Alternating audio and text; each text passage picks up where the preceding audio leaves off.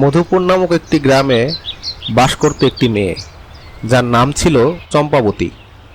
চম্পাবতী ছিল বাবা মায়ের খুব আদরের মেয়ে। কিন্তু একদিন, মারে, আমার সময় বোধহয় ফুরিয়ে এসেছে রে। আমার চলে যেতে হবে। ওগো, তুমি মেয়েটাকে আগলে রেখো গো। তুমি তো আর সংসারের কোনো কাজ করতে পারবে না। মেয়েটাকে কোনো কাজ করতে দিইনি। আমি মরে গেলে ওর জন্য একটা নতুন মা নিয়ে এসো। সে আমার মতো তোমাদের যত্ন করবে। মা গো,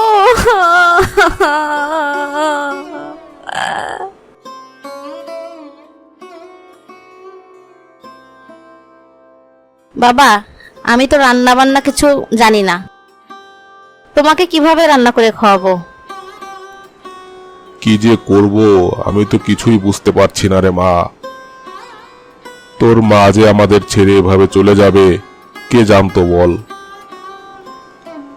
দেখি এখন আমাকেই কোনো একটা ব্যবস্থা করতে হবে।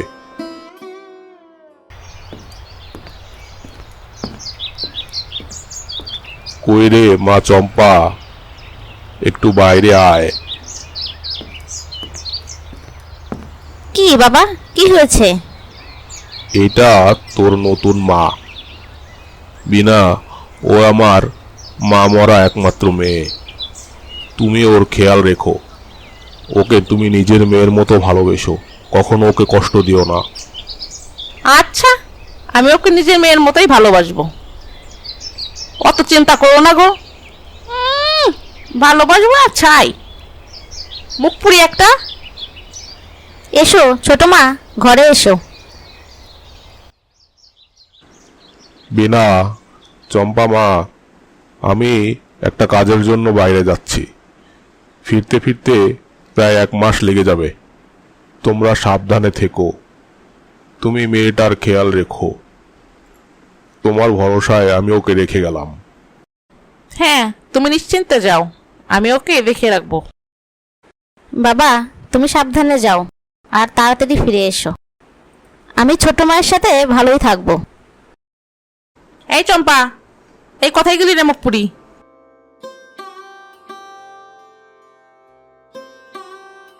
যা, গিয়ে বাসনগুলো মেজে ফেল। আর শোন, ঘর দরগুলো শুয়ে ফেলবি। আমি এখন ঘুমাবো, আমাকে বিরক্ত করবি না। আচ্ছা মা, ঠিক আছে, করছি।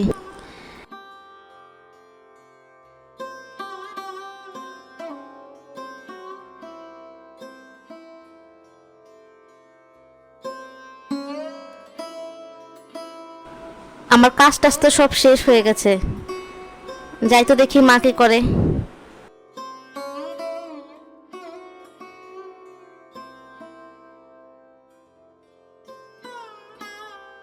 এ কি, মা তো দেখি ঘুমাচ্ছে এখনো।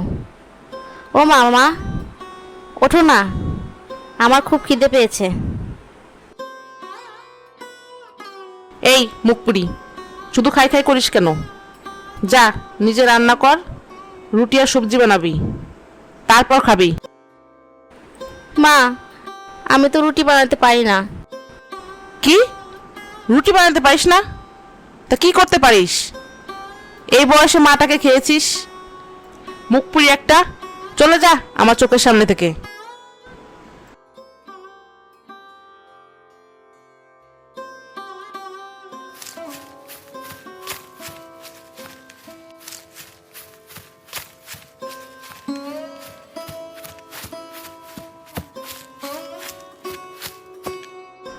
কি রে ছুরি, এই ভর সন্ধ্যায় তুই এই ঘন জঙ্গলে কি করছিস রে?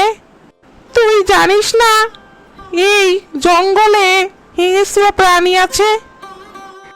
আমি অনেক কষ্ট পেয়ে এই জঙ্গলে এসেছি বুড়িমা। আমার সৎ মা আমাকে দিয়ে অনেক কাজ করায়। আমাকে কাজ করতে দিয়েছিল, আমি কাজ করতে পারিনি বলে আমাকে বাড়ি থেকে বের করে দিয়েছে। তাই এদিকে এসেছি গো। আচ্ছা, বুঝেছি, তোর অনেক কষ্ট। দাঁড়া, তোকে একটা জিনিস দিচ্ছি। এই নে, এটা হলো জাদু আয়না। এই আয়নাই তোকে পথ দেখাবে রে। তবে শোন, একটা কথা বলি, বেশি আবার লোভ করতে যাস না কিন্তু, না হলে এর পরিণাম কিন্তু ভয়াবহ হতে পারে। আচ্ছা বুড়িমা, ঠিক আছে।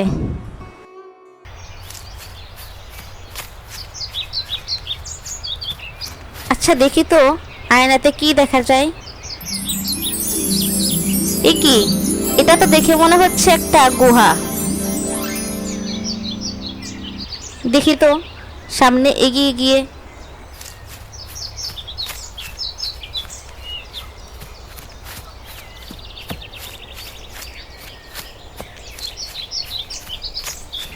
আরে এই তো সেই গুহা মনে হচ্ছে।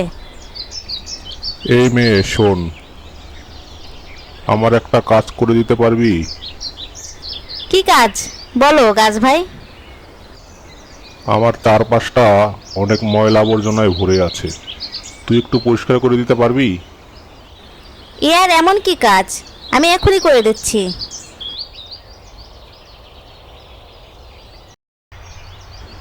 তোকে অনেক ধন্যবাদ, তোর কাজে আমি খুব খুশি হয়েছি। তাই খুশি হয়ে আমি তোকে একটা পুরস্কার দেব। যা, এই গুহার ভিতরে গিয়ে তোর যা প্রয়োজন নিয়ে যা, তবে তোর প্রয়োজনের চেয়ে বেশি নিবি না, নিলে কিন্তু তোর ক্ষতি হবে। আচ্ছা ঠিক আছে গাছ ভাই, আমি যাচ্ছি।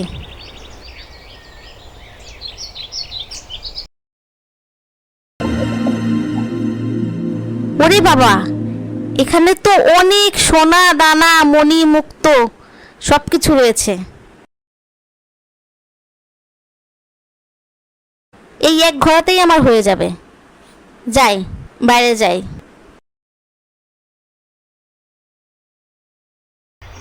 কিরে, এইটুকু নিয়ে আসলি যে, এতে কি তোর হবে?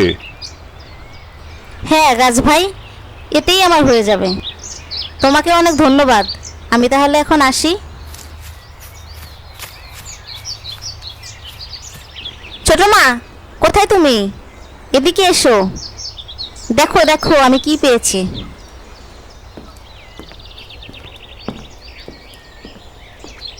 এভাবে ডাকছিস কেন? কি হয়েছে? কি পেয়েছিস তুই? এ কি রে, এটা তো সোনার মোহর। তুই কোথায় পেলি এগুলো? জঙ্গলে গিয়ে আমার এক বুড়িমার সাথে দেখা হয়। সে আমাকে এই আয়নাটা দেয়। এই আয়নার দেখানো রাস্তায় গিয়ে আমি একটি গুহা দেখতে পাই। ওখানে একটা গাছ ভাই আছে, তার চারপাশে ছিল অনেক ময়লা আবর্জনা। আমি সেগুলো পরিষ্কার করে দিই, আর তাই গাছ ভাই খুশি হয়ে আমাকে এই উপহারটা দিয়েছে। ওই গুহায় আরও অনেক মণিমুক্তা রয়েছে। তাহলে তুই সব নিয়ে আসলি না কেন? এত তো দরকার নেই মা, এতেই আমাদের সারা জীবন চলে যাবে। মুখপুরিটা ঘুমাচ্ছে, এই সুযোগে আমাকে এখন ঘর থেকে বেরিয়ে যেতে হবে। এটুকু সোনা দানায় আমার কিছুই হবে না, আমাকে সব নিয়ে আসতে হবে। আমার আরও চাই।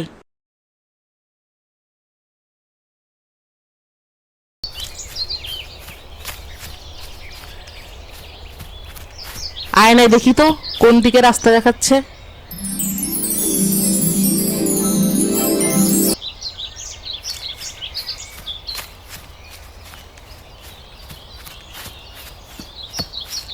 আরে ওই তো ওই গুহাটা দেখা যাচ্ছে।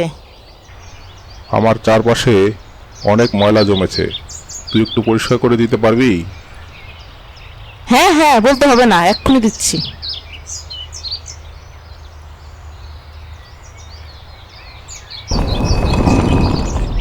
যা, এই গুহার ভিতর থেকে তোর যা প্রয়োজন নিয়ে যা, তবে বেশি লোভ করবি না কিন্তু।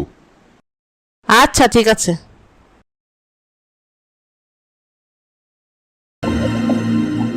ওরে বাবা, এখানে কত মণিমুক্তা রয়েছে। আমি সব নিয়ে যাব, আমার সব লাগবে। আরে এ কি, দরজাটা বন্ধ হয়ে গেল কোনো? আমি বাইরে যাব কি করে? এই কে আছো, দরজা খোলো।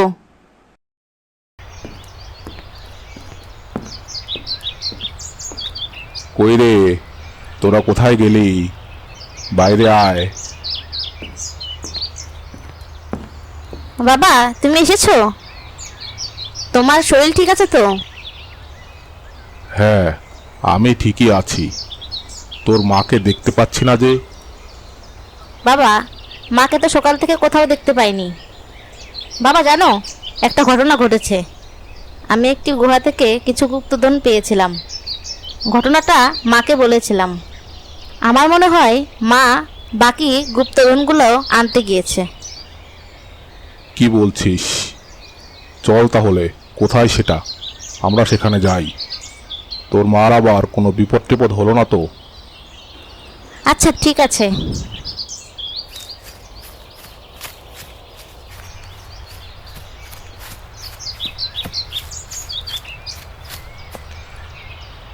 গাছ ভাই, আমার মা কি এদিকে এসেছে? হ্যাঁ, তোর মা সকালে এদিকে এসেছিল। তোর মায়ের অনেক লোভ, এজন্য সে শাস্তি পেয়েছে। এই গুহার ভিতরে তোর মা আটকা পড়ে গিয়েছে। গাছ ভাই, আমার মাকে তুমি এবারের মতো ক্ষমা করে দাও। ঠিক আছে, তুই অনেক ভালো। তোর জন্যই তোর মাকে আমি এবারের মতো ছেড়ে দিলাম।